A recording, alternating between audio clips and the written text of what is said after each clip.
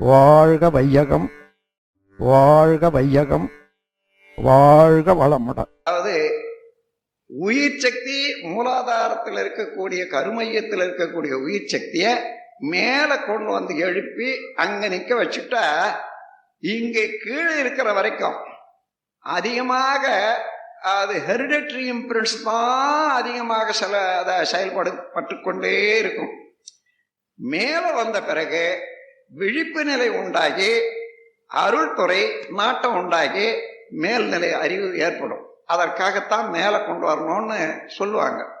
அப்படி மேலே கொண்டு வந்தா அவர்களுக்கு வயதுக்கு தகுந்தவாறு ஒரு சின்ன பையனா இருக்கான், 15 வயசு இனிஷியேஷன் கொடுத்தீங்கன்னா அவனுக்கு உடனே, அதாவது 3வது நாளே பார்த்துக்கிட்டே இருக்கணும், சாந்தி யோகம் கொடுத்துடணும்.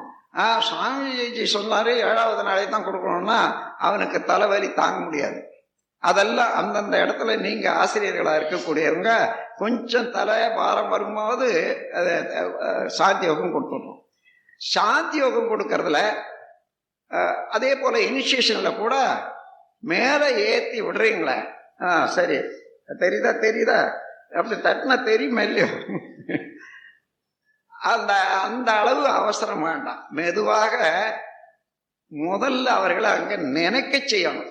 நினைக்க செய்யறதுக்காக மெதுவா அடிக்கடி நீங்க கவனிங்கன்னு சொல்லி இந்த கையை உபயோகப்படுத்துறதுல முன்ன நின்னுன்னு எப்படி என்ன கூடாது, நகம் பொக்கும். அதனால சைட்ல பக்கத்துல நின்று கொண்டு இந்த மாதிரி கொடுத்தா பூ போல நல்ல உணர்வு வரும்.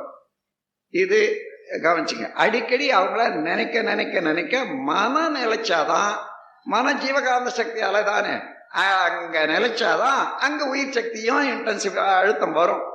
நம் கடமை அறவாழ்வின் நாட்டத்தே சிறக்கட்டும். வாழ்க வையகம், வாழ்க வளமுடன்.